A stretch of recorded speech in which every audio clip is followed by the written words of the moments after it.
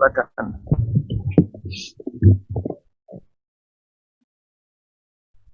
Bismillah. Assalamualaikum warahmatullahi wabarakatuh. Assalamualaikum warahmatullahi wabarakatuh. Alhamdulillah hamdan katsiran thayyiban mubarakan fi kama yuhibbu rabbuna wa yarda. Wa asyhadu an la ilaha illallah wahdahu la syarikalah. Wa asyhadu anna Muhammadan abduhu wa rasuluh. Allahumma sholli ala Muhammad wa ala ali Muhammad. Amma ba'd. Ahlan wa sahlan. Selamat datang kepada seluruh peserta di acara Bisa Tenang. Bincang asik tentang pengasuhan volume pertama. Yang hari ini akan membahas sebuah tema yang sangat menarik, yaitu Parenthood Roller Coaster. Kira-kira apa ya temanya ini ya mengenai. Hari ini juga sangat spesial karena dua penasehat Mujahadah Parents Project berada dalam satu panggung nih, yaitu Ustaz Abu Hafizahullah dan KR Iskandar Hafizahullah. Yang insya Allah akan banyak faedah-faedah yang bisa kita petik, yang cukup singkat, mungkin kurang lebih satu jam ya Ustaz ya, Kailan ya. Diperkirakan demikian. Jadi untuk para peserta tetap fokus, kita tinggalin dulu nih cucian piring yang numpuk, serikat yang menggunung, matiin kompor, kondisikan dulu nih anak-anak, siapkan alat tulis karena Rasulullah SAW bersabda, ikatlah ilmu dengan menulisnya. Gitu. Dan acara ini juga dibiarkan live melalui Facebook, YouTube, Instagram dari Cikarang Mengaji. Selanjutnya demi kenyamanan bersama selama acara berlangsung, mohon kepada peserta untuk video dan mic dan bisa menuliskan pertanyaan di kolom chat pada sesi tanya jawab nanti. Oke, selanjutnya sebelum saya acara ini, jadi izinkan saya untuk membacakan profil yang pertama dari Ustaz Abu Hafizahullah. Beliau adalah Ketua Yayasan Anak Teladan dan Pembina Komunitas Orang Tua sekaligus Sekretaris MDI Muqtaqaduat Indonesia. Selain itu beliau juga pengampu grup Al-Wasatiyah Al-Iqtidal di Telegram channel, penasehat remaja masjid di sejumlah masjid di daerah Cinere dan sekitarnya. Untuk aktivitas beliau juga aktif mengisi kajian tematik dan hampir semua kajian beliau ini dapat dilihat di channel Telegram atau YouTube Ustadz Abu Salma. Untuk selanjutnya Pak Erlan Iskandar Hafizahullah. Beliau adalah pengisi cerita anak di Yufid, Radio Muslim, dan Ayo Belajar Tauhid dari Indonesia Bertauhid. Sekaligus penulis buku-buku anak yang dikeluarkan oleh Maktabah Al-Faid, yaitu Faiz Bertanya, Habiskan Makananmu, Allah Itu Ada, Allah Pencipta Kita, dan karya-karya lainnya yang kita tunggu nih dari Kak Erlan. Kak Erlan juga sibuk sebagai pengajar di beberapa lembaga seperti Tahfiz Quran, Tahfiz Rumah Sahabat Quran, Bisma Humairah, Ahad Umar bin Khattab, dan Majelis Dakwah Remaja. Beliau juga aktif anak, daurah anak, juga program terbaru selanjutnya yaitu kisah-kisah sahabat online via YouTube Kak Erlan Bercerita, juga kelas Tauhid for Kids. Untuk dari saya mungkin sekian saja. Untuk selanjutnya saya serahkan kepada Kak Erlan. Kak Erlan, boleh tafadhol. Iya, jazakallah khairan kepada Abu Abia yang sudah membuka dan memperkenalkan narasumber kita hari ini, yakni Ustadz Abu Salma Muhammad Hafizahullah Ta'ala. Dan insya Allah Kak Erlan pada kesempatan talk show kali ini akan menjadi moderatornya ya. Baik, kita buka dulu. Bismillah, alhamdulillah, assalatu wassalam ala rasulillah, wala hawla wala quwata illa billah, amma ba'du. Segala puji bagi Allah, Rabb yang maha penyayang, yang sayangnya tiada berbilang, yang senantiasa menyayangi kita semua. Sehingga pada kesempatan pagi hari ini, ayah bunda sekalian, kita bisa dimudahkan untuk bisa hadir di ruang Zoom Mujahadah Parents Project untuk menyimak talk show yang cukup menarik ini dalam seri Bisa Tenang, Bincang Asik tentang Pengasuhan, di mana pada kesempatan kali ini mengangkat tema seputar parenthood roller coaster. Insya Allah kita akan beristifadah, banyak mengambil faidah bersama guru kita Al-Ustadz Abu Salma Muhammad Hafizahullah Ta'ala. Assalamualaikum Ustadz. Ya, waalaikumsalam warahmatullahi wabarakatuh. Masya Allah, gimana kabarnya Ustadz? Sehat Ustadz? Alhamdulillah sehat. Kak Ustadz. Masya Allah. Gimana Ustadz? Sudah siap berbagi faidah hari ini Ustadz? Ya, kan kewajiban Muslim kalau diundang dia wajib untuk memenuhi wajib untuk memenuhi undangan ya. Nah, terlebih lagi ini sekarang yang mewakili tuan rumahnya adalah Kak Erlan ini. Nah, jadi ini adalah suatu kehormatan ya. Masya Allah. Kita bisa berbincang-bincang ini. Ya Ustaz, matur nuwun Ustaz atas kesediaannya meluangkan waktu untuk berbagi faedah hari ini. Insya Allah beliau akan banyak sharing ke kita ayah bunda terkait materi yang cukup menarik hari ini. Tapi sistemnya kita buat santai saja karena namanya talk show ya. Jadi lebih banyak tanya jawab dan kita buat suasananya lebih nyaman dan tidak usah tegang-tegang dan takut-takut untuk bertanya ya. Insya Allah Ustaz Abu Salma siap menjawab jika Allah memberikan kemampuan. Tapi insya Allah semoga dimudahkan hatinya Ustaz ya. Tapi Masya Allah. Bagi ayah bunda yang nanti mau ikut bertanya dan bantuin Kak Erlan untuk ngasih pertanyaan ke Ustaz Abu Salma, silahkan bisa ditulis di kolom chatnya. Lalu kemudian mungkin ada kesempatan juga untuk kami persilahkan bertanya langsung dengan mengaktifkan fitur raise hand-nya ya.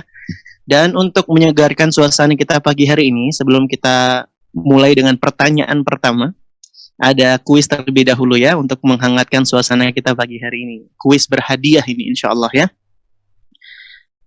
Sudah siap ayah bunda? Ini hadiahnya spesial loh ya. Masya Allah, ini Mujahadah Parents Project sudah siapkan hadiah spesial buat ayah bunda yang bisa menjawab pertanyaan ini dan paling tepat serta paling benar jawabannya ya.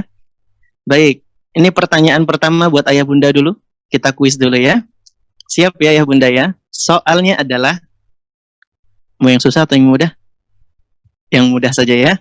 Baik, Nabi SAW bersabda, tazawwaju al-wadud wal-walud. Fa inni mukasyirun bikum al-umam. Nikahilah oleh kalian perempuan yang lembut, mencintai suaminya dan subur keturunannya. Karena sesungguhnya aku akan berbangga dengan sebab banyaknya jumlah umat, kata Nabi SAW. Maka pertanyaannya adalah, silahkan diketik di kolom chat. Pertanyaannya berdasarkan hadis tersebut adalah, siapa di antara ayah bunda yang jumlah anaknya paling banyak? Ya, silahkan diketik di kolom chatnya. Nanti kita lihat yang jumlah anaknya paling banyak itu yang jadi pemenang nanti ya. Ada yang 3, 2, 4. Masya Allah. Silahkan berlomba ayah bunda ya. Diketikkan di kolom chatnya, nanti akan dinilai oleh tim Mujahadah Parents Project. Masya Allah.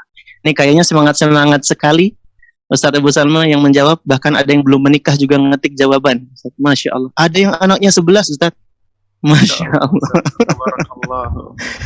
Baik, sambil menyimak jawaban-jawabannya Ustadz, ada sedikit pertanyaan mukadimah ini Ustadz, mengawali perjumpaan kita di kajian Bisa Tenang, Bincang Asyik soal pengasuhan ini Ustadz. Pertanyaannya yang pertama Ustadz, mungkin sebelum masuk ke inti-inti tentang parenthood roller coaster, kalau boleh tahu Ustadz, dulu sejak kapan ya Ustadz Abu Salma tertarik dengan dunia parenting gitu Ustadz? Dan apa sih Ustadz yang melatar belakanginya? Mungkin banyak juga ayah bunda yang di sini sudah ikut kajian 40 seri hadis tentang pengasuhan Ustadz ya. Mungkin pengen dapat cerita gimana serunya belajar parenting gitu Ustadz, dan apa yang melatar belakangi Ustadz mempelajari parenting ini. Ya. Monggo Ustadz. Ya. Masya Allah. Bismillah. Pertama, ya apa namanya, pribadi Ana mengucapkan jazakumullah khairan wa barakallahu fikum ya untuk teman-teman Mujahadat Anams Project selaku fasilitator dan juga Kak Ustadz Erlan Iskandar yang sudi meluangkan waktu untuk menemani saya ya. Yang mana seharusnya kita ini modelnya seharusnya adalah kan sudah ada host, sudah ada MC. Jadi ya seharusnya yang menjadi narsumnya berdua, atau kalau enggak sebaliknya saya yang jadi host seharusnya yang menjadi pembawa acara. Atau mungkin di apa kesempatan berikutnya gantian nanti. Insyaallah taala. Ya, jadi pertanyaannya adalah apa gitu ya Kak Erlan ya yang latar belakangi saya apa namanya konsentrasi atau fokus ke dunia pendidikan anak ya. Jadi kalau boleh jujur ya, apa saya sebenarnya itu juga ini juga sih apa sebenarnya juga kurang tahu juga ya. Itu 2 tahun yang lalu ya, 2 tahun yang lalu saya dan teman-teman di Bintaro sempat bikin namanya kelompok bermain anak teladan ya. Dan kita memang bikin konsep kelompok bermain itu berusaha untuk ya sesuai dengan ini ya, sesuai dengan usia anak usia dini, dan yang mana kita awalnya meyakini bahwasanya PAUD atau pendidikan anak usia dini ya dalam bentuk lembaga di mana anak-anak bersekolah itu adalah sesuatu yang menurut kita awalnya tidak perlu. Kenapa? Yang perlu itu adalah anak-anak belajar di rumahnya, karena rumah itu adalah madrasah pertama mereka. Tapi realitanya adalah ya ternyata banyak orang tua itu yang membutuhkan partner teman. Jadi mereka itu ada loh yang clueless ya, maksudnya nggak tahu bagaimana cara mendidik anak mereka gitu loh. Nah, sehingga akhirnya kita ya membuka kelompok bermain anak teladan itu sebenarnya sebagai fasilitator saja. Dan konsep kita adalah kita sebagai partnernya orang tua, mitranya orang tua. Nah, sehingga kita di situ mewajibkan para orang tua itu harus ya minimal punya misi yang sama, atau kalau enggak dia menyesuaikan misi yang sama. Artinya kewajiban utama untuk mendidik adalah pada orang tua. Anak itu ya bukan dititipkan, tapi anak itu adalah sama-sama kita didik. Cuman porsinya belajar di rumah lebih panjang, sehingga akhirnya kita memfasilitasi orang tua juga harus belajar, harus sekolah ya. Jadi ada semacam sekolah orang tuanya, ada kajian-kajian parentingnya. Nah, itu yang pertama. Kemudian yang kedua, ya awal mula kita bikin kajian di Bintaro ya, kita awalnya bikin kajian biasa, kajian umum ya, tauhid, jalan menuju ke surga atau jalan menuju kemenangan ya, saya lupa. Nah, itu yang hadir itu ya biasa, cuman kawan-kawan kita aja yang sudah lama ngaji, yang sudah lama belajar ya. Nah, terus akhirnya ketika di bulan depannya kita ubah dengan usulan, karena ini adalah fokus kita adalah untuk para orang tua. Akhirnya kita tambahin tagar ya, bukan tagar kita tambahin tag parenting di situ, kajian parenting Islam. Bagaimana mengajarkan tauhid pada anak. Tapi sebenarnya kan esensi substansi materinya sama gitu loh. Artinya orang tua harus belajar, harus ngerti, harus paham.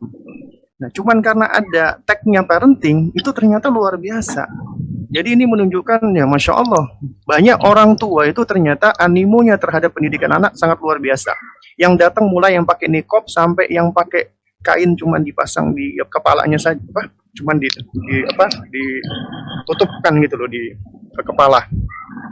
Nah, ini menunjukkan ya suatu hal yang patut kita syukuri gitu loh. Kita sangat mengapresiasi.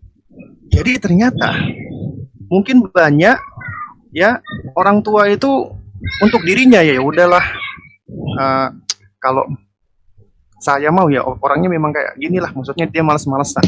Tapi kalau sudah ngomong tentang anaknya, bahkan seandainya itu adalah seorang penjahat sekalipun, kalau ditanya, Bapak ingin anak Bapak seperti Bapak, dia pasti menjawab tidak. Saya ingin anak saya menjadi anak yang baik, anak yang soleh. Artinya ternyata di situ ada kebaikan.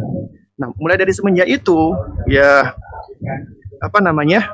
ya jadi ya mulailah yang namanya kajian-kajian itu selalu dilabeli dengan parenting. Terus akhirnya ya sekarang ini ya setiap kali diminta ngisi kajian ya selalu ada labelnya parenting gitu loh. Padahal ya nggak mesti juga gitu loh. Nah, cuman memang ini apa namanya?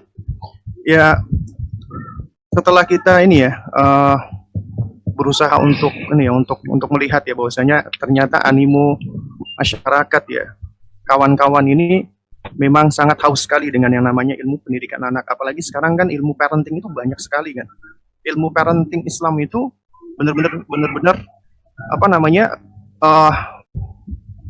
teori-teorinya itu banyak gitu loh.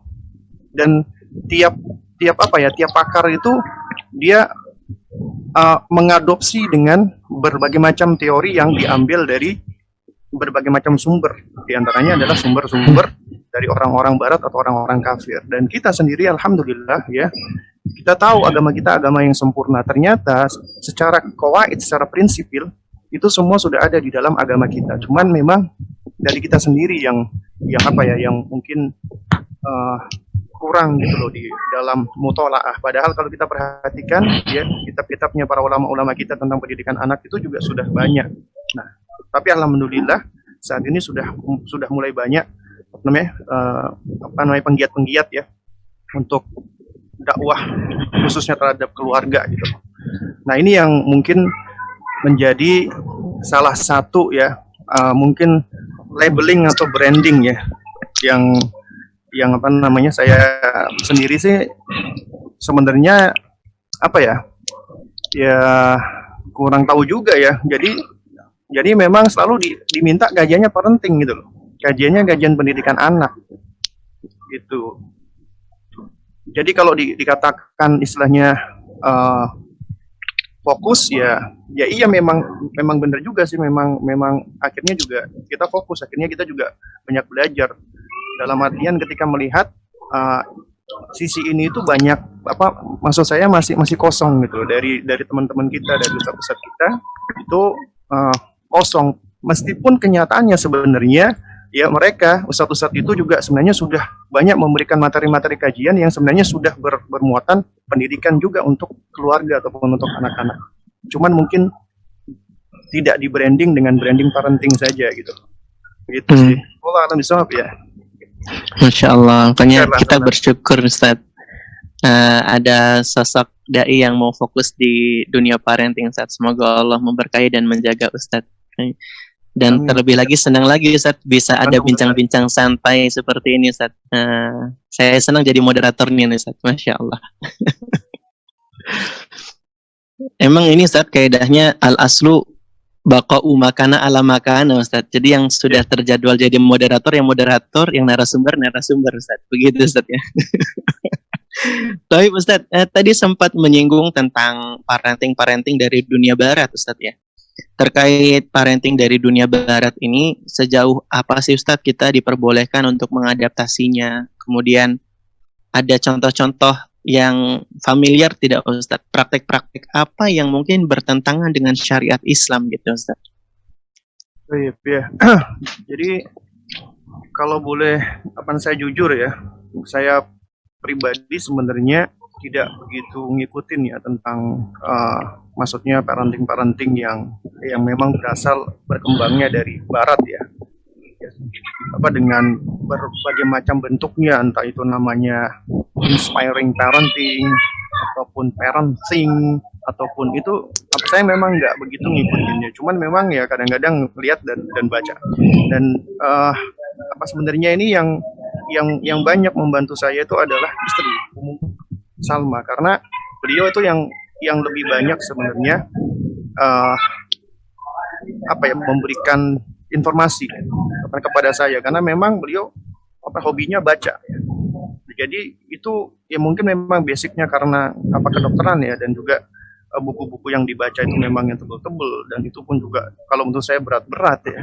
Jadi ya di antara yang banyak memberikan maklumat kepada saya tentang sejumlah teori parenting barat adalah beliau gitu loh. Dan itu pun juga dalam artian beliau nanya ke saya gitu loh, ini Mas gimana Mas kalau ini ada teorinya seperti ini gitu kan. Nah, dan itu dari apa namanya dari diskusi kita itu sebenarnya saya melihat ya bahwa yang namanya parenting dari Barat ya. Ini kesimpulan saya ya. Jadi kesimpulan saya itu adalah ya, sebenarnya konsep-konsep mereka itu ya sebagian berangkat dari hasil observasi, dari hasil penelitian, dari riset. Nah, seperti misalnya ketika mereka melihat ketika mereka memperhatikan ke arah muyul atfal ya, perkembangan dan psikologi anak di situ kan. Nah, ini sebenarnya memperhatikan muyulut atfal ataupun psikologi anak ini itu adalah sesuatu hal yang yang kalau memang itu objektif, itu ilmiah, ini adalah suatu hal yang baik gitu loh.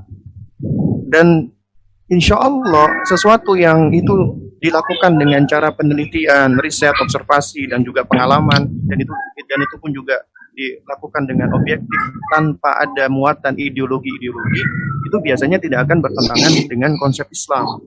Tapi kalau itu sudah bermuatan dengan ideologi-ideologi, dan ini pun juga suatu hal yang menjadi PR buat kita ya untuk bisa menfilter ya. Nah, ini yang patut kita waspadai gitu loh. Nah, kan kalau kita perhatikan ya di dalam konsep-konsep itu kan ada konsepnya Charlotte Mason misalnya contohnya, ataupun juga konsepnya Maria Montessori. Kemudian ada lagi saya lupa namanya lagi itu. Nah, itu ternyata mereka punya sisi pendekatan yang berbeda-beda di situ gitu loh. Ya.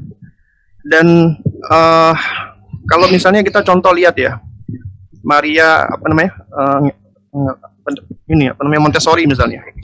Jadi kalau saya perhatikan ya, kalau konsep pendidikan Montessori itu kan memang kalau sekedar menitik beratkan pada perkembangan anak dari sisi kemampuan sensorik, motoriknya dan seterusnya, itu adalah suatu hal yang setahu saya sih insya Allah baik gitu loh. Tapi ketika di dalamnya sudah bermuatan ada ideologi-ideologi yang dibawa oleh seorang sosok Maria Montessori, maka kita patut hati-hati di situ gitu. Karena tetap semua pengetahuan ya, apalagi yang berasal dari orang-orang non muslim, itu tetap harus waspada dan hati-hati. Artinya kita benar-benar harus punya basic atau dasar yang bisa menfilter. Nah, karenanya bagi teman-teman yang ingin masuk ke dalam dunia pendidikan anak ya, dan juga ingin mempelajari konsep-konsep itu ya, harus sudah memiliki dasar, harus sudah punya ya landasan di situ gitu loh, supaya bisa menfilter konsep-konsep yang tadi gitu loh. Nah itu kalau dari ini saya ya, dari hasil ya istilahnya diskusi sama istri saya, intinya semua konsep parenting berasal dari dunia barat. Sebentar ya, sebentar.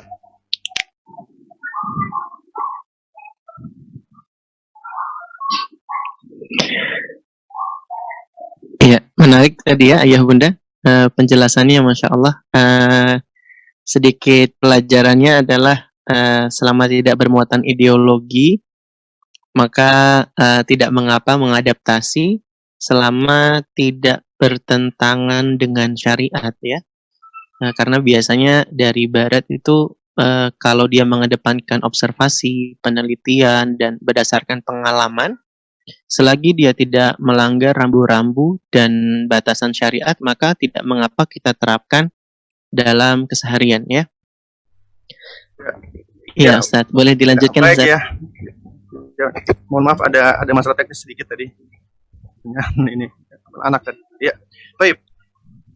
Ya, Nah, ya itu tadi. Jadi kalau saya perhatikan ya, dan itu juga dari ya sedikit menelaah dan nggak begitu banyak ya. Itu kesimpulan saya adalah melihat kalau parenting Barat ya, atau parenting katanya parenting modern dalam tanda kutip ya, itu sebenarnya lebih fokus ke arah perkembangan ya anak-anak itu hanya dilihat dari sisi materi duniawi saja. Karena yang dikejar oleh mereka itu adalah ketika mereka berusaha untuk menstimulasi ya sensoriknya, motoriknya, kecerdasannya dan yang semisalnya, itu semua larinya adalah ke duniawi saja. Ada satu hal yang yang hilang di situ, yaitu apa? Yaitu tentang pendidikan hati, pendidikan imannya. Itu yang nyaris tidak ada. Pun seandainya ada dari konsep-konsep parenting yang berasal dari agama-agama lain, ya. Nah, itu pun juga sebenarnya kalau kita perhatikan juga ya apa ya? Hasilnya itu adalah hasil yang menyebabkan ya mereka itu tetap concernnya ke dunia gitu, lebih banyak concern ke arah dunia. Sedangkan kalau kita parenting Islam ya kita fokusnya ke akhirat. Kalau kita fokus ke akhirat, insya Allah dunia juga akan ikut ya. Nah ini yang mungkin yang sedikit apa untuk membedakan antara konsep parenting kita sama konsep parenting yang berasal dari dunia barat sih. Wallahu a'lam bishawab. Nah, berarti ini Ustadz ya menarik sekali bagi orang tua untuk terus belajar dan terus belajar Ustadz ya, supaya nanti bisa tahu rambu-rambu batasannya yang mana pendidikan dari psikologi barat yang bisa diadaptasi, mana yang tidak gitu Ustadz ya. Ya kalau Ustadz sendiri melihat seberapa penting sih Ustadz orang tua itu perlu belajar gitu Ustadz. Dan tantangan di dunia parenting di zaman now sekarang ini seperti apa Ustadz gitu? Belajar pasti ya perlu ya, penting ya, karena yang namanya pendidikan anak itu adalah harus dengan ilmu, dengan konsep, dan harus ada praktek ya, konsep dan praktek. Jadi di situ harus ada ilmu dan amal, itu suatu hal yang harus, nggak bisa tidak gitu loh.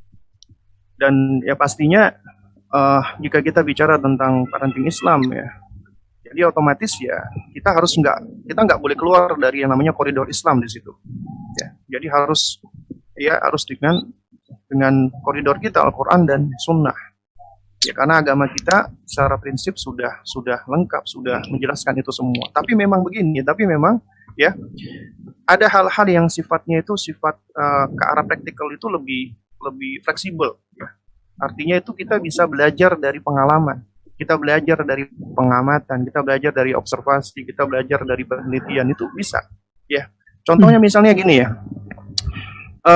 ketika saya ya waktu itu sempat manasik umroh ya, dan ketika itu sedang membahas bab ihram ketika itu ya, bab ihram.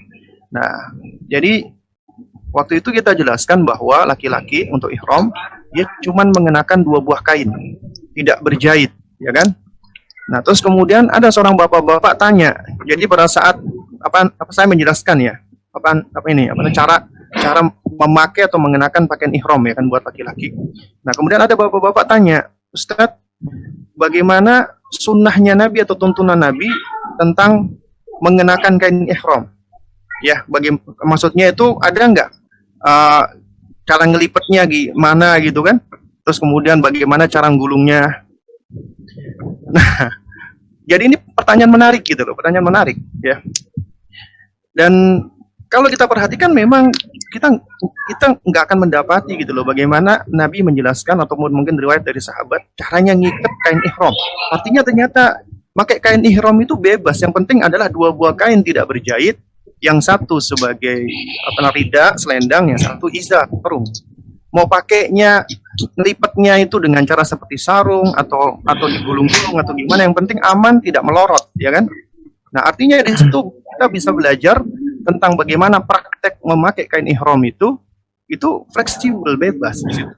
Juga sama, ya misalnya contohnya kita diperintahkan ya untuk berbicara baik, ya kan? Qaulan karima, polus sadid, kemudian juga perkataan yang hasan dan seterusnya, kan? Nah, jadi secara prinsip kita tahu ya itu adalah bagaimana sih perkataan-perkataan baik, tapi dalam sisi praktikal bagaimana diksinya, bagaimana kalimatnya, bagaimana penyampaiannya, bagaimana nadanya, bagaimana iramanya, bagaimana intonasinya, dan seterusnya. Itu adalah sesuatu yang memang nggak lepas dari uruf, dari kebiasaan, dan juga dari pengalaman kita gitu loh.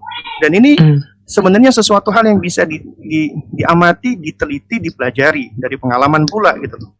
Jadi misalnya ketika Anda bicara sama anak-anak Anda, ya, itu biasanya kita bisa melihat bagaimana kemampuan mereka merespon ketika kita ngomongnya dengan gaya seperti ini, dengan cara seperti ini. Nah, ini kan suatu hal yang bisa diamati sebenarnya.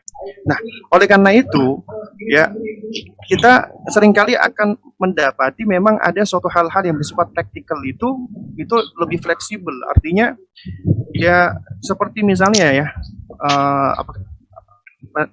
keluarga saya misalnya itu kan dari daerah timur kan, dari Sulawesi Tengah sama Maluku Utara. Nah, orang-orang Maluku itu apalagi ya, itu kan kalau bicara itu kan meledak-ledak, ya. Jadi kalau ngomong itu ya dipikir orang marah-marah, padahal enggak. Itu memang gaya bicara umumnya masyarakat di sana itu memang seperti itu, gitu. Nah, sedangkan mungkin di daerah Jawa Tengah ya, di daerah Solo orang ngomongnya pelan, kalem, ya kan? Ngomongnya halus gitu. Nah, jadi selama itu memang masih masuk kategori ya perkataan yang baik, ya, perkataan yang lurus, ya, perkataan yang mulia, ya, dan itu tidak keluar dari konteks itu ya, konteks tersebut. Artinya di dalamnya tidak ada perkataan yang menyakiti, yang menghujat, yang mencela, yang mencerca, dan seterusnya. Maka kita mau menyampaikan dengan gaya bahasa kita, dialek kita, itu adalah suatu hal yang sifatnya fleksibel, asalkan ya perkataan-perkataan kita, muatan kontennya itu baik gitu. Jadi nggak bisa orang Maluku itu disuruh ngomong seperti orang Solo, itu nggak bisa, sulit gitu loh, karena dia harus merubah suatu hal yang memang sudah menjadi kebiasaan dia, ya. Jadi mungkin dia bisa intonasinya dipelankan, tapi tetap kecepatan kata-kata dan semisalnya itu beda gitu. Ya. Nah, yes. Jadi gitu. Jadi, nah ini kalau kita perhatikan, ternyata di dalam sejumlah buku-buku parenting modern atau barat, itu ternyata kita diajarkan loh, di situ ada semacam bagaimana sih caranya kita mengawali bicara, kita ngomong itu bagaimana di situ gitu loh. Contoh-contoh kalimatnya. Nah, ini sebenarnya hanyalah bagian dari contoh saja, ya. Nah, kalau itu misalnya baik, ya kita boleh untuk menerapkan, asalkan tadi tidak keluar dari koridor perkataan yang mulia, perkataan yang baik, perkataan yang lurus tadi. Ya, wallah alam sih itu ya, kalau yang saya pahami seperti itu. Oke, jazakallah khairan Ustaz. Faedahnya Masya Allah bagus sekali. Berarti ketika orang tua sudah menyadari pentingnya belajar, tinggal nanti bagaimana mempraktekkannya saja Ustaz ya di hadapan anak-anak, karena memang butuh nafas panjang, dada yang lapang gitu Ustaz ya, emosi yang benar, luar biasa harus dijaga. Makanya judul kajian talk show kita hari ini ada kata-kata roller coasternya Ustaz, karena ada rasa bolak-balik, jungkir baliknya gitu Ustaz. Iya. Karena Betul. memberikan teladan itu susah Ustaz.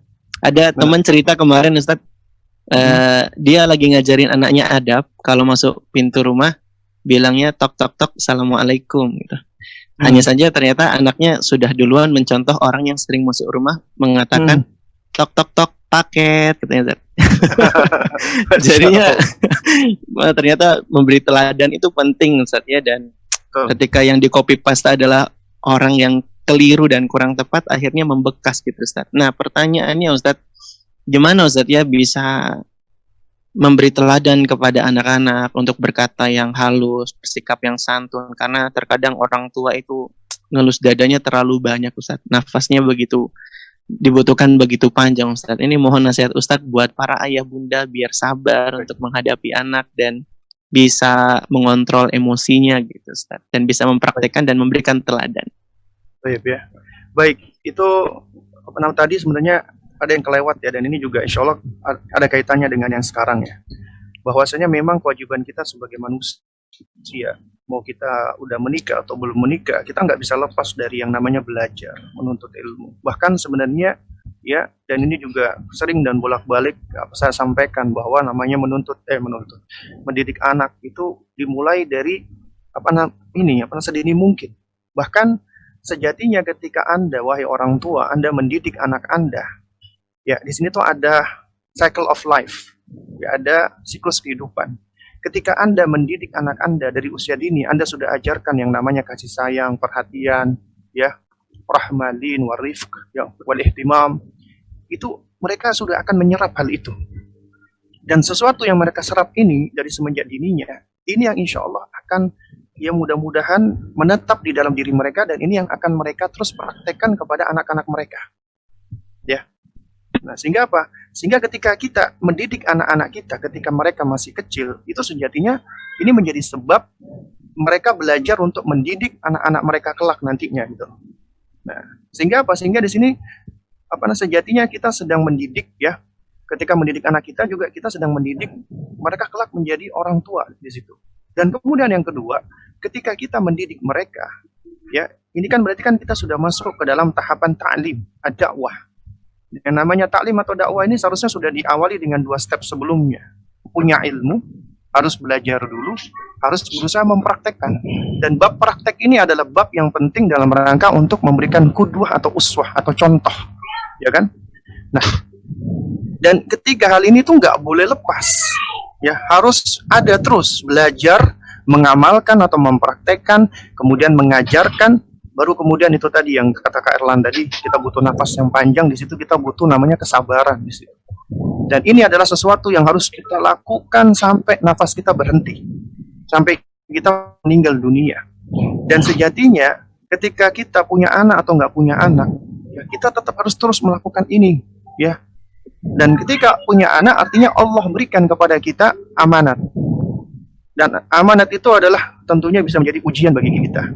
Dan mereka adalah perhiasan untuk kita, hibah karunia dari Allah. Tapi ternyata bisa menjadi musuh buat kita. Dan di sisi lain, mereka bisa menjadi karunia yang besar, bisa menjadi qurratul a'yun, penyejuk mata buat kita. Nah, kita sebagai orang tua, kewajiban kita itu cuman kita terus belajar, ya. Kita harus tahu apa ilmu yang paling utama dan yang paling pertama harus kita pahami dan harus kita nantinya kita ajarkan kepada anak kita. Tentunya akidah dan tauhid yang paling benar, ya. Akidah tauhid yang sahih itu harus kita pelajari, ya. Baru kemudian ke masalah-masalah berikutnya. Di antara contohnya yang penting itu adalah masalah sholat. Bab sholat itu ternyata banyak loh orang tua. Coba kita lihat diri kita. Kita usia kita sekarang berapa? Anggap aja sudah di atas 20 tahun ya. Insya Allah ya. Nah, kalau kita perhatikan, ya, ketika kita sholat, bagaimana sih, sejauh mana sih kita sudah mengerjakan sholat itu sesuai dengan yang dituntunkan oleh Rasulullah. Artinya begini, ya. Artinya memang ada khilaf di dalam bab fikih sholat. Cuman yang saya maksud adalah, pernah nggak sih kita itu mempelajari fikih sholat dengan sebenar-benarnya, mencari tahu dalilnya, bukan cuma sekedar ikut-ikutan, bukan sekedar kita melaksanakan dari apa yang sudah diajarkan tanpa kita pernah menelaah dalilnya, tanpa kita pernah tahu ataupun membaca hadis-hadisnya, ya. Meskipun di situ ada khilaf, ya minimal kita sudah baca, kita minta tolong sama Allah agar Allah berikan kita hidayah, taufik, agar kita bisa, ya, dibimbing oleh Allah untuk memilih mana yang paling kuat atau mana yang paling sahih. Lalu kemudian sholat juga, ya, itu kalau kita baca ya, diantaranya tafsirnya Syekh Muhammad bin Shalih Al-Utsaimin, ya, semoga Allah merahmati beliau, ya, ketika Allah Subhanahu wa taala berfirman, fawailul lil musallin, maka celakalah orang-orang yang sholat, ya.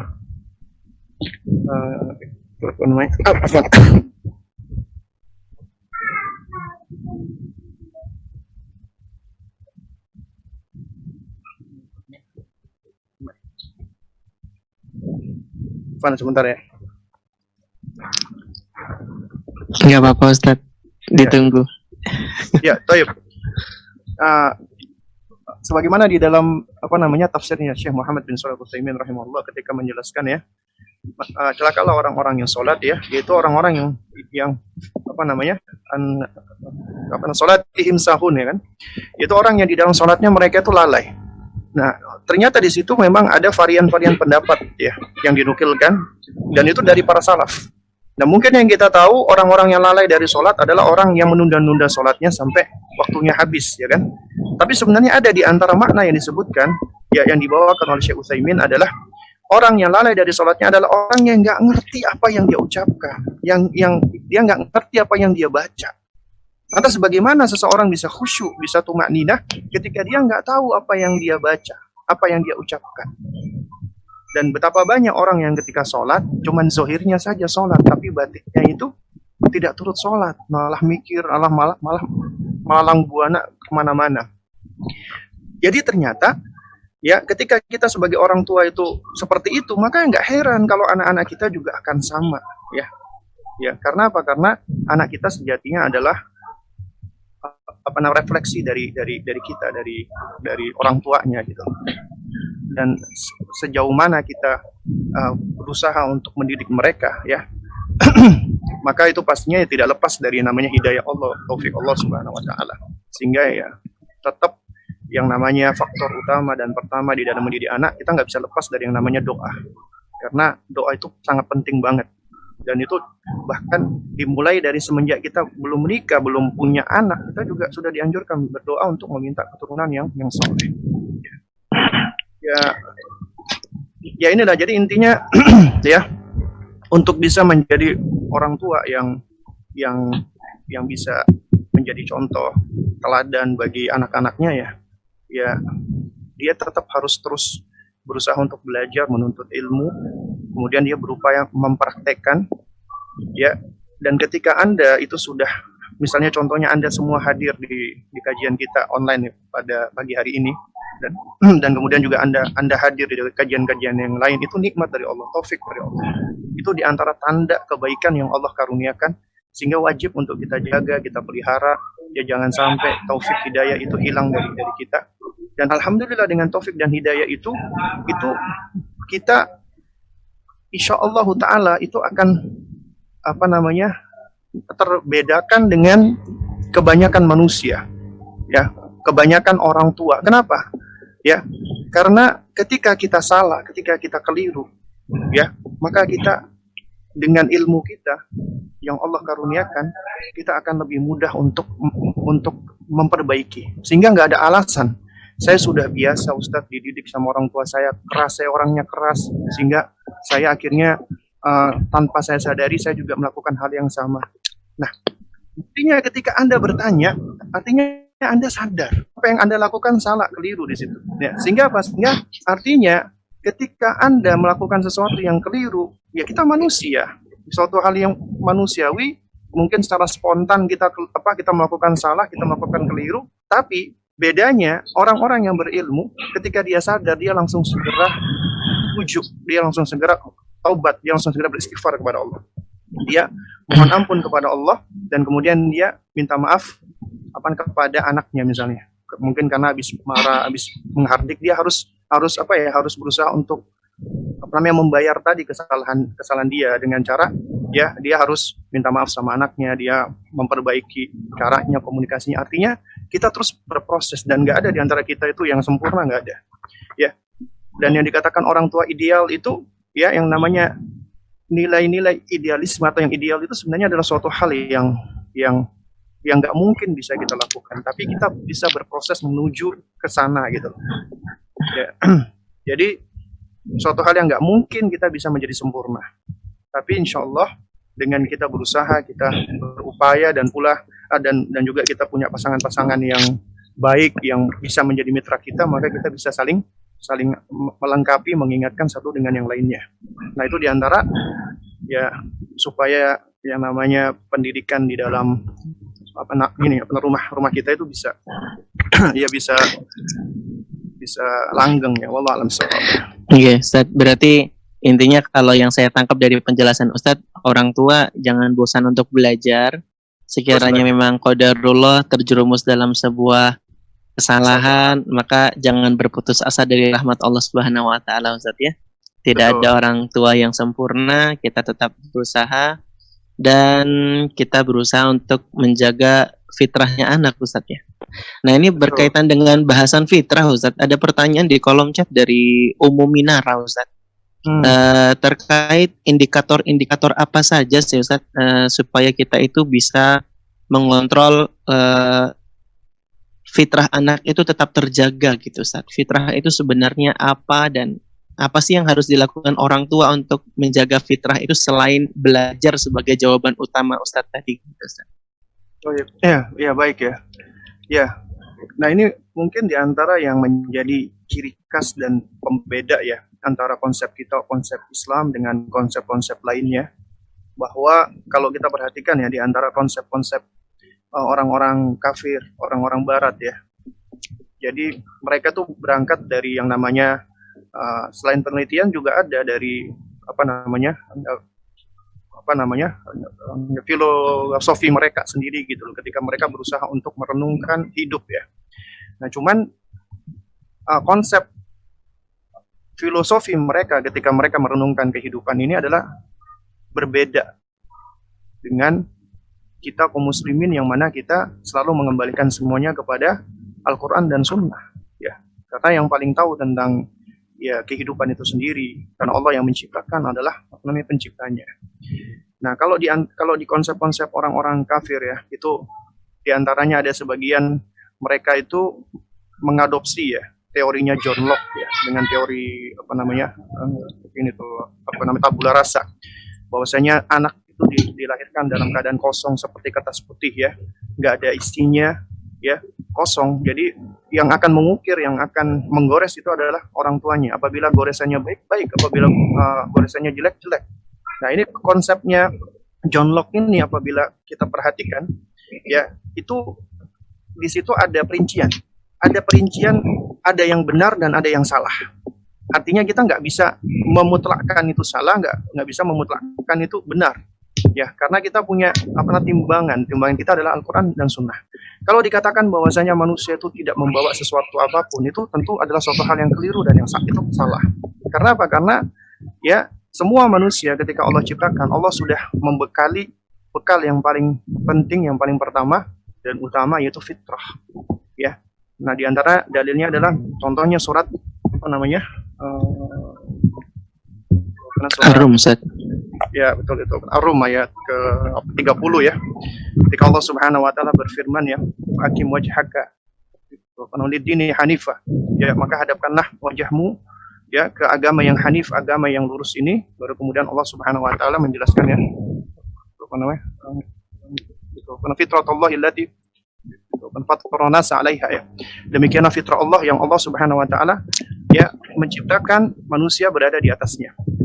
Nah, itu Al-Hafidz Ibnu Katsir rahimahullahu taala ketika menerangkan ya kata fitratallahi allati fatarana 'alaiha, ya beliau menjelaskan bahwasanya annahu ta'ala ya, bahwasanya Allah Subhanahu wa taala itu fatara khalqahu ala ma'rifatihi wa ala tauhidihi wa ala annahu la ilaha ghairuhu ya. Bahwasanya Allah Subhanahu wa taala itu sudah menciptakan makhluknya, sudah berada di dalam ma'rifah, mengenal Allah, mentauhidkan Allah, dan sudah meyakini tidak ada sesembahan yang hak kecuali Allah. Jadi ternyata di dalam diri setiap manusia itu sudah mengenal Allah, bahkan sudah mentauhidkan Allah Subhanahu wa taala. Ya. Nah, sehingga dari sini ya kita wajib meyakini bahwa semua manusia itu ketika dilahirkan mereka dalam keadaan sudah beriman, sudah Islam. Dan ini didukung pula dengan hadis Nabi SAW, di mana Nabi SAW bersabda, "Ma min mauludin illa yuladu ala fitrah." Jadi tidaklah anak yang dilahirkan di muka bumi ini kecuali sudah dilahirkan berada di atas fitrah. Dan Al-Imam An-Nawawi rahimahullah ketika menerangkan makna fitrah di sini ya, jadi beliau jelaskan dulu makna fitrah itu apa, pandangan-pandangan ulama tentang fitrah, kemudian beliau sampai kepada kesimpulan ya, beliau katakan asah minhu ya, anna ma'nahu anna kulla mauludin mutahayyi'an lil Islam. Pendapat yang paling sahih, yang paling benar, bahwa ya maknanya fitrah itu adalah setiap anak itu sudah dilahirkan dalam keadaan mutahayyi'an lil Islam, sudah dalam keadaan condong kepada Islam.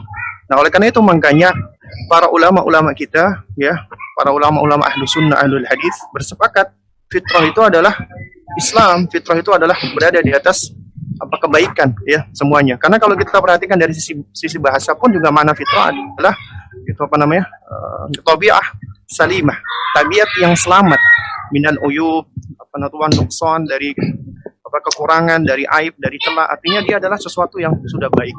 Nah, sehingga dari sini, ya, tugas kita sebagai orang tua adalah mendidik anak kita dengan cara menjaga fitrahnya supaya nggak rusak, ya.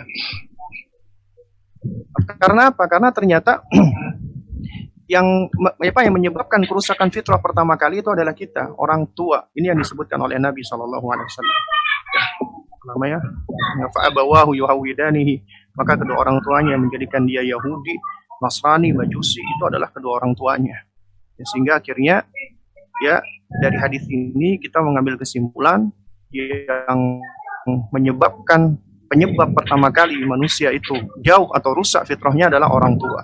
Kemudian juga di dalam hadis qudsi, ya, itu, ya, Rasulullah menyebutkan yang merusak fitrah itu adalah syaitan, ya. Yani Allah Subhanahu wa taala ketika berfirman, ya,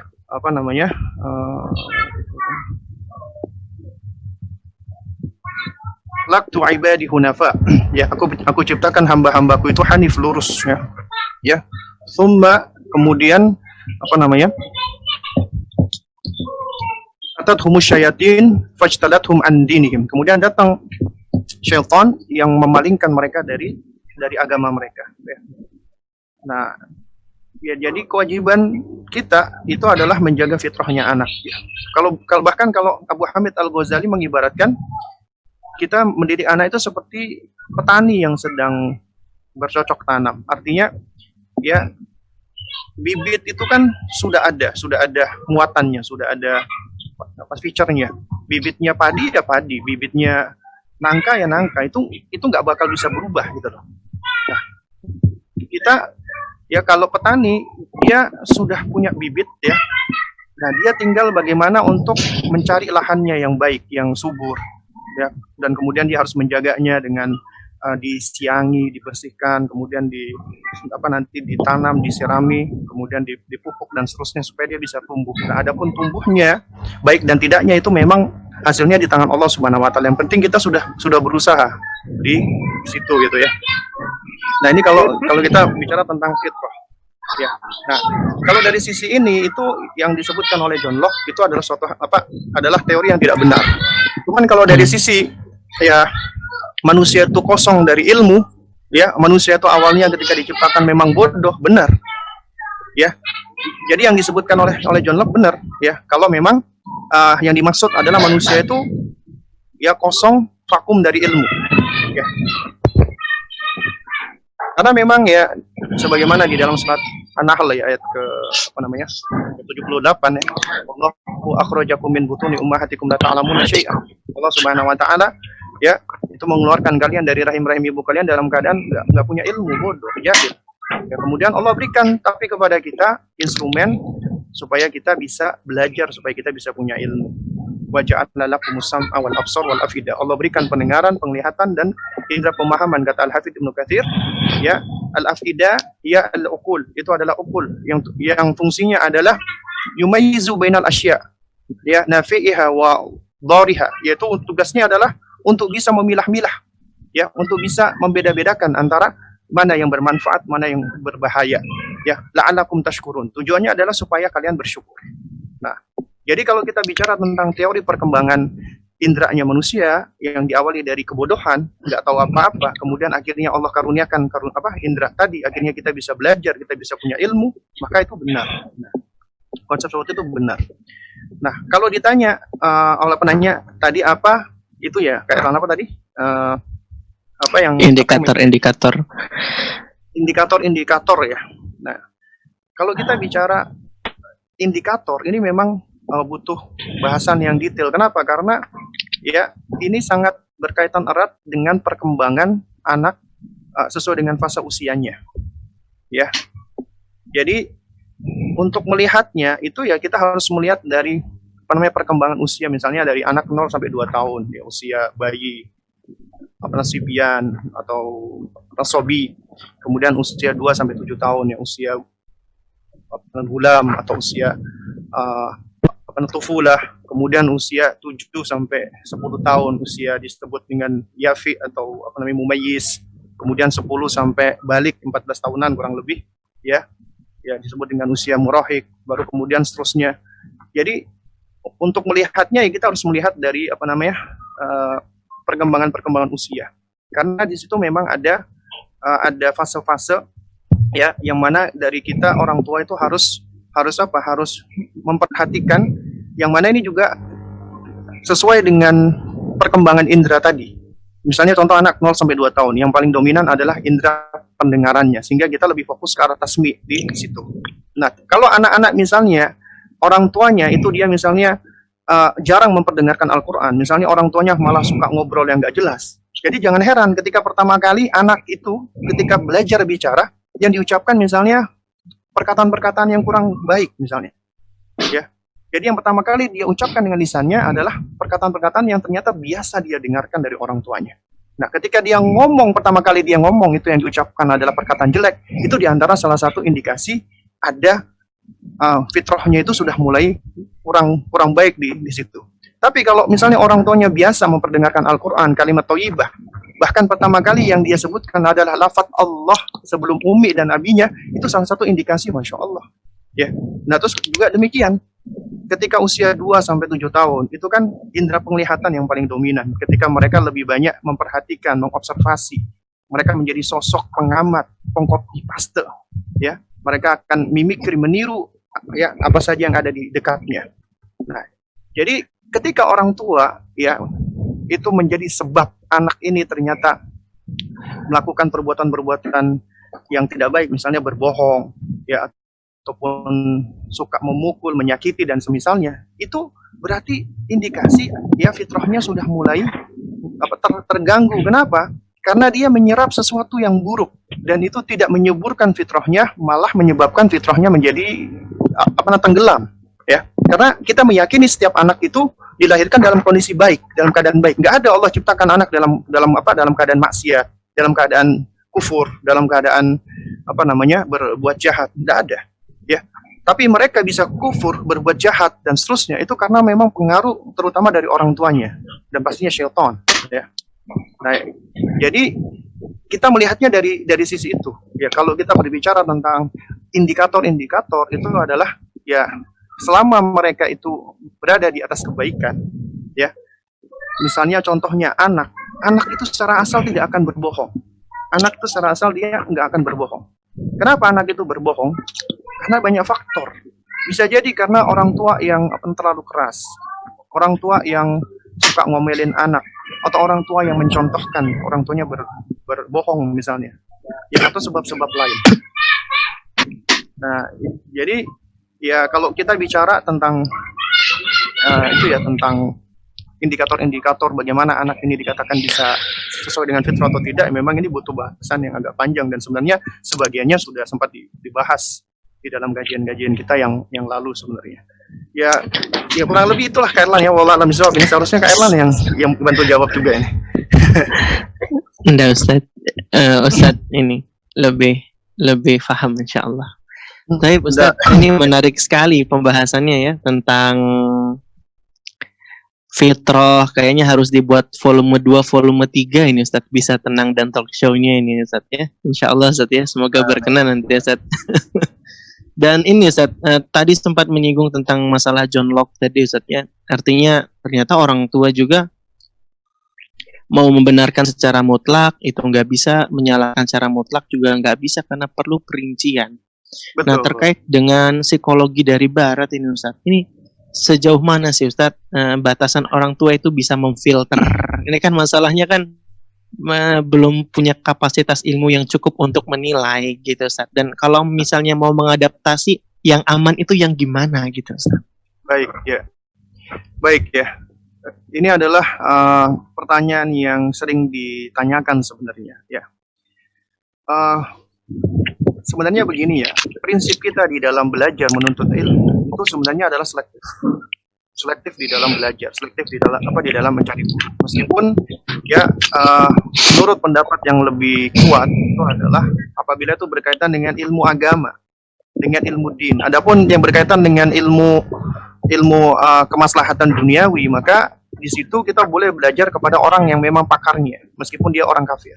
Tapi harus punya landasan, kita harus punya dasar dulu. Artinya kita ya harus sudah menguasai dulu dong hal-hal yang mendasar di dalam agama kita. Masalah akidah, masalah tauhid, masalah ibadah, kemudian masalah akhlak yang memang akhlak ini adalah bagian dari karakter yang tumbuh ya dengan ilmu tadi dan juga dengan praktek dan pembiasaan. Ya. Nah, jadi ya untuk apa ya namanya ya, orang tua yang ataupun mungkin ada teman-teman atau adik-adik mahasiswa atau mahasiswi ya, yang ini juga banyak yang bertanya, bagaimana sih Ustadz kita mempelajari ilmu psikologi gitu kan? Bahkan ada yang mengatakan katanya ada seorang ustadz mengharamkan. Kenapa? Karena di dalamnya itu isinya ilmu filsafat. Ya. Nah, kalau saya pribadi, wallahu a'lam bishawab, saya juga sama, kembali lagi kepada perincian tafsir.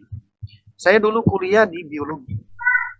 Ilmu biologi ini kita nggak bisa katakan ilmu yang nggak ada manfaatnya. Ada manfaatnya, ya.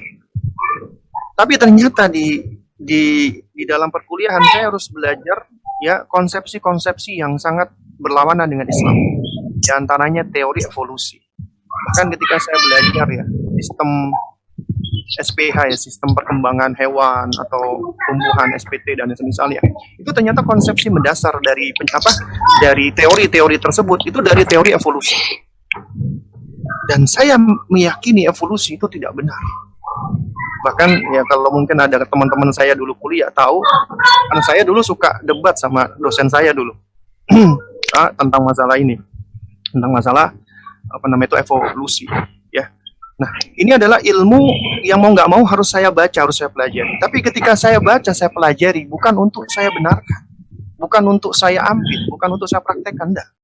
Karena saya meyakini ini ilmu-ilmu yang nggak benar. Ketika saya pelajari, malah saya semakin tahu bobroknya ilmu ini, sehingga saya pun akan menolaknya dan juga bahkan saya akan bantah, akan mengcounter sesuai dengan pengetahuan saya.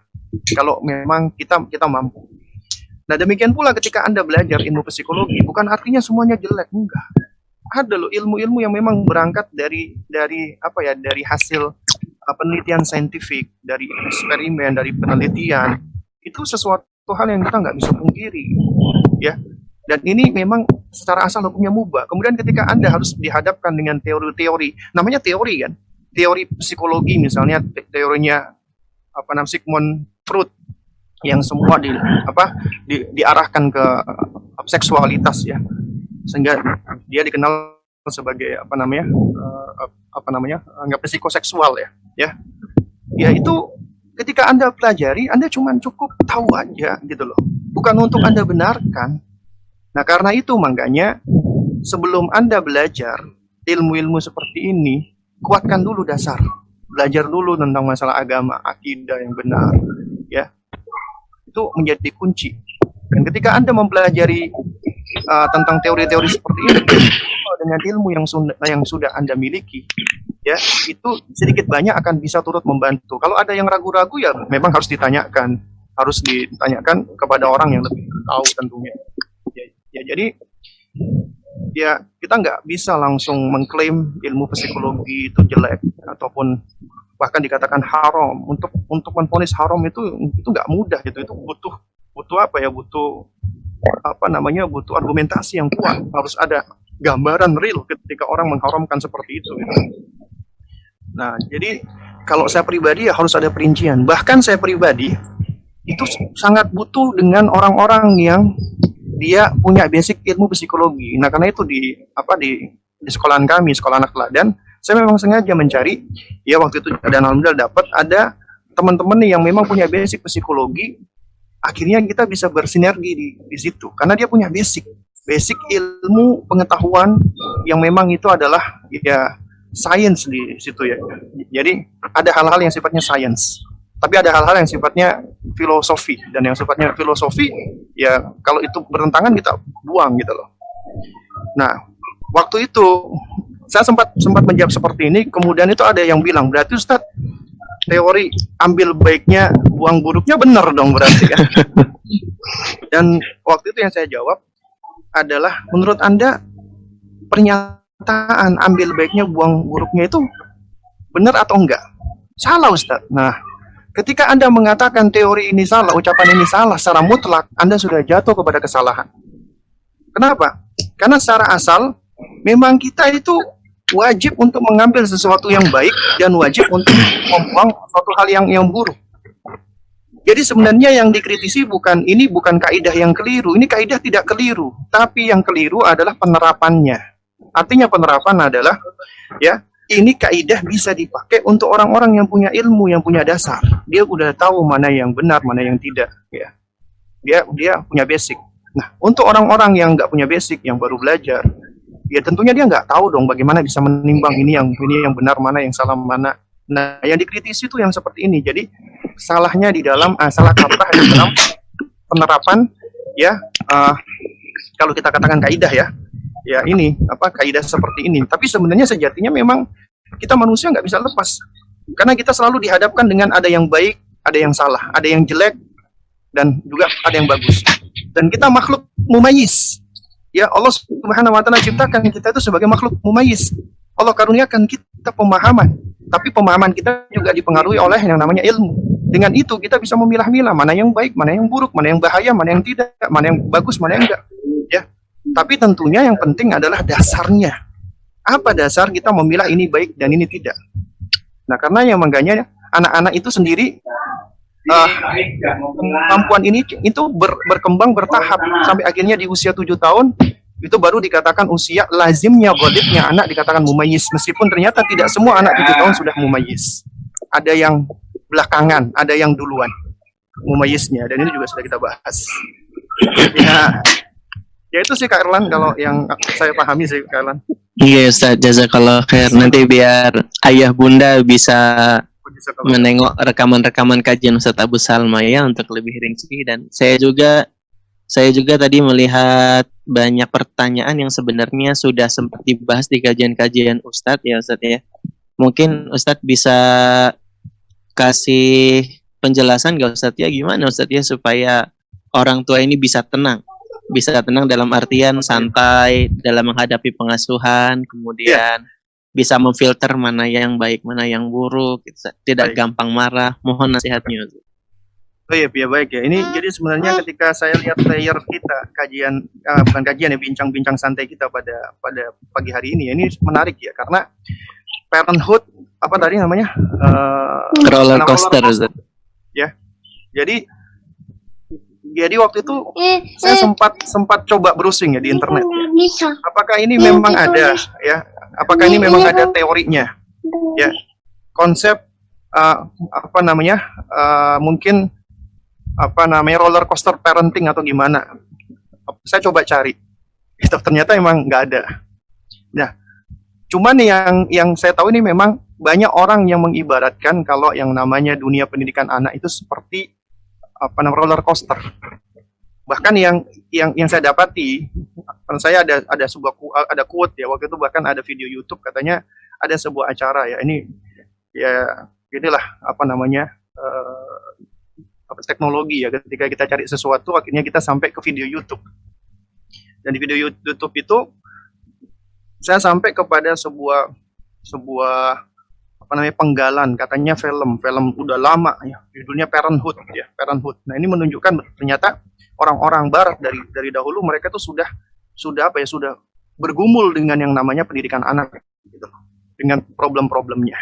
Nah, di dalam penggalan video tersebut itu ternyata ada suami istri yang sedang diskusi tentang betapa sulitnya menjadi orang tua. Sampai-sampai istri itu ngomong, life is messy, katanya dia gitu. Ini maaf ya kalau bahasa Inggrisnya salah.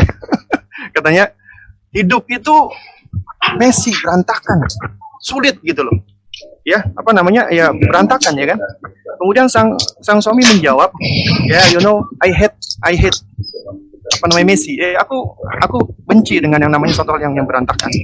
Kemudian nggak lama kemudian si nenek itu datang, neneknya si suami katanya, ya. Nah, terus si nenek ini bilangnya begini, you know, when I was 19, grandpa took me on roller coaster. Ya, kamu tahu usia 16 tahun, kakekmu itu pernah membawa aku naik roller coaster, up down, naik turun. What a ride, katanya dia. Wah, bener-bener menyenangkan gitu loh. Jadi kendaraan yang namanya menyenangkan. Nah, kemudian si nenek itu bilang, I wanted to go again. Aku selalu ingin untuk naik roller coaster itu lagi gitu loh. Ya, dan dia mengatakan, ya, it was just so interesting to me that a ride could make me so frightened, so scared, so sick, so excited, and so will all together ya. Ya, jadi ini suatu hal yang sangat interesting ya, menarik buat aku, karena ketika aku menaikkan roller coaster itu membuat aku ketakutan, membuat aku ya ngeri, membuat aku senang, membuat aku pokoknya semua perasaan itu jadi satu gitu loh. Nah, dari situ saya pribadi mengambil pelajaran gitu loh ya. Nah, itu di antaranya apa? Di antara pelajaran yang saya ambil dari ucapan si nenek tadi itu ya. Jadi kan kita sebenarnya bisa mengambil ya dari setiap fragmen-fragmen kehidupan ya, ataupun dari pengalaman orang-orang lain ya. Ya. Nah, itu itu ya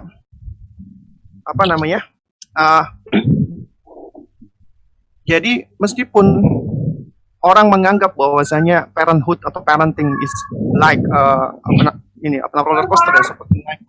Nah, ya itu ternyata ada loh orang-orang yang senang, ada orang yang takut. Jadi ternyata orang-orangnya itu istilahnya ketika melihat ya namanya menaiki wahana ini, itu memang ada yang takut, ada yang berani gitu loh. Nah, cuman di sini ada poin-poin penting ya, yaitu yang pertama, ketika Anda naik roller coaster, ketahuilah Anda tidak sendirian. You are not alone, ya. Anda tidak sendirian. Artinya Anda di sana ada orang-orang lain yang juga mungkin akan berbagi perasaan yang sama dengan Anda. Ketika Anda lagi histeris berteriak, ketika Anda lagi ketakutan, ketika Anda lagi senang, ya, itu Anda tidak sendirian di situ. Dan kemudian juga di roller coaster tersebut, ya, you have seat buckle. Anda punya sabuk pengaman, ya. Jadi artinya meskipun itu suatu hal yang menakutkan buat kita, tapi ternyata di situ ada seat buckle-nya di situ, ya, sebagai safety kita. Dan kemudian yang nggak kalah penting lagi, ternyata yang namanya roller coaster itu selalu berputar pada relnya, ya. Artinya dia itu kereta punya rel, punya jalurnya naik turun, up and down. Kemudian kecepatannya kadang-kadang pelan, kadang-kadang cepat, ya. Kalau saya pribadi, ya kalau saya pribadi ya, sepertinya ada mic yang ini ya, buka ya. Ya. Silakan dilanjutkan, Zed. Ya. Nah, jadi kalau menurut saya sebenarnya banyak orang itu membuat metafora ya, ataupun tamthil, bahwasanya parenting itu diibaratkan sama dengan roller coaster. Ya mungkin ada sisi yang sama, tapi kok saya pribadi kurang setuju. Kenapa? Karena kenyataannya kita itu hidup ya, dan juga kita berkeluarga ya. Kita itu selalu tidak berada di satu kereta dan satu rel yang selalu berulang-ulang ya. Jadi tidak senantiasa seperti itu gitu loh. Artinya dinamika kehidupan kita itu tidak sesimpel dengan siklusnya roller coaster ya. Dan kita sendiri sebenarnya bukan sekedar passenger, artinya bukan cuman sekedar passenger yang kita cuman mengikuti rel saja ya. Dan yang lebih tepat kalau menurut saya, ya namanya parenting itu as a life is a journey. Itu adalah sebuah perjalanan. Bener nggak? Bukan roller coaster. Ya, kalau kita anggap ya parenting is a journey, itu adalah sebuah perjalanan, safar. Ya, berarti itu ada destinasinya. It has a destination. Ini punya tujuan. Anda akan kemana? Ya, akan kemana Anda pergi. Kalau roller coaster itu adalah orang yang punya mindset, pemikiran ketika mendidik anak itu cuma muter-muter aja di situ, gitu loh, muter-muter di relnya, kadang-kadang cepat, kadang-kadang kenceng, dan itu membuat kita teriak, membuat kita histeris, membuat kita takut, membuat kita senang, enjoy dan seterusnya, ya. Nah, cuman seringkali itu digambarkan karena itunya faktor thrill-nya. Nah, karena itu ubah mindset kita, jangan seperti roller coaster. Oleh karena itu makanya Parenthood roller coaster ini mungkin berangkat dari mindset sebagian orang. Karena itu kita ubah, jangan sebagai roller coaster, but as a journey, ya. Jadi sebagai perjalanan di situ. Journey itu, safar itu harus ada tujuannya. Kemudian juga di dalamnya pasti akan ada tantangannya yang dinamis dan berubah-ubah. Nggak cuma itu aja. Dan kita bukan passive passenger, tapi kita adalah musafir itu sendiri. Artinya kita bisa menentukan kita mau menuju kemana, dan kita juga bisa berbekal, kita bisa mempersiapkan diri gitu loh. Dan di situ ternyata ada persiapan, ada bekal-bekalnya, dan ada langkah-langkahnya, step-stepnya, dan etapa-etapanya. Artinya ada tempat-tempat pemberhentiannya di situ. Nah, ini yang lebih sesuai dengan sabda Nabi kita, ya Muhammad bin Abdullah alaihi salatu wassalam, kun fid dunya ka'annaka gharib au abir sabil, ya. Jadilah kamu di dunia itu seperti orang asing atau orang yang sedang melakukan perjalanan, seperti pelancong. Nah, karenanya Al-Hafidz Ibnul Qayyim rahimahullahu taala, ya, ketika beliau menerangkan hal ini ya di dalam kitabnya Al-Fawaid, itu luar biasa, ya. Ketika beliau mengatakan an-nasu mundu khuliqu, ya, lam yazalu musafirin. Ya, manusia itu semenjak mereka diciptakan statusnya nggak berubah dari yang namanya musafir, pelancong, ya. Walaysa lahum itu hattu an rihalihim illa fil jannati au fin nar, ya. Dan ya ujung atau akhir dari perjalanan orang-orang yang musafir ini cuma dua, ya, kita ini maksudnya ima kita ke surga atau ima kita ke neraka. Itu destinasinya udah. Dan kata beliau, wal akilu ya'lamu anna as-safara mabni 'ala al-masyaqqah. Orang yang cerdas, orang yang pintar, dia itu tahu kalau yang namanya safar, bepergian, journey, perjalanan, itu pasti mabni 'ala al-masyaqqah. Ya. Itu pasti ya tidak lepas ya dari yang namanya kesulitan-kesulitan, ya. Dan juga dikatakan sini itu adalah rukubul akhtar, mengendarai mara bahaya. Jadi yang namanya perjalanan itu kita nggak bisa lepas dari yang namanya kesulitan, adanya bahaya-bahaya, ya.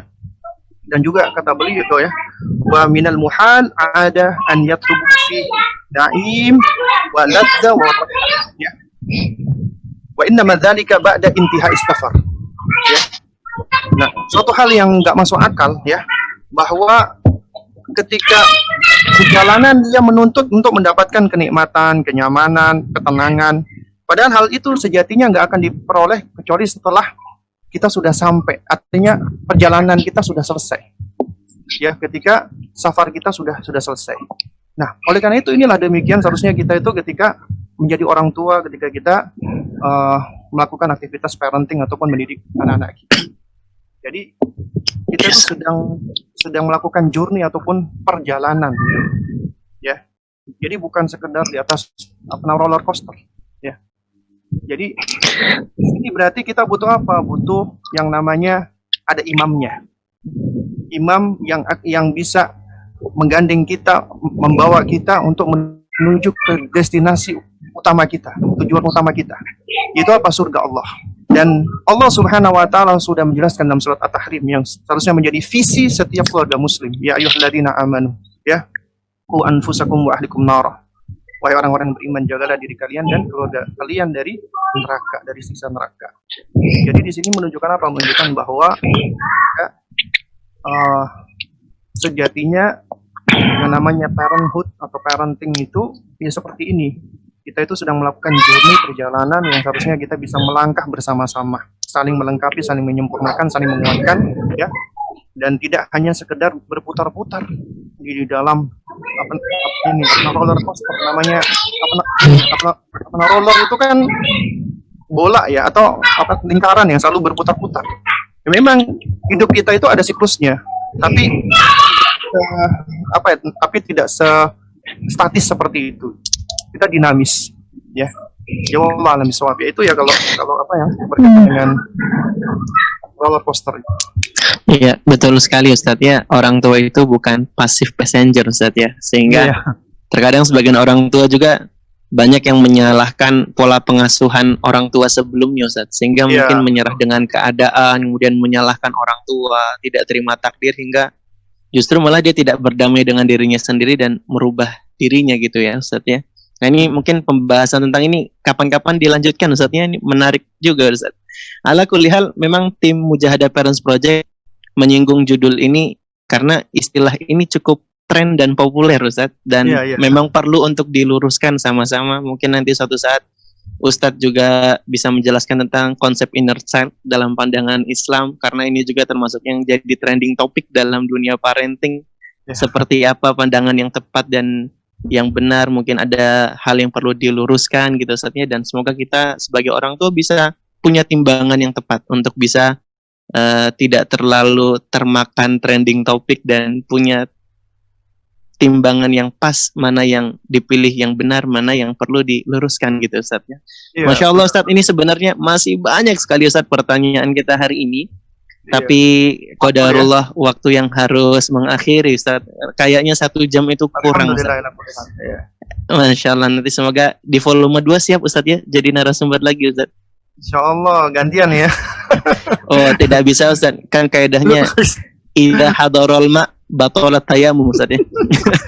Kalau sudah ada air, tayamumnya batal Ustadz. Ustadz ayatnya saya debunya Ustadz ya, butiran debu.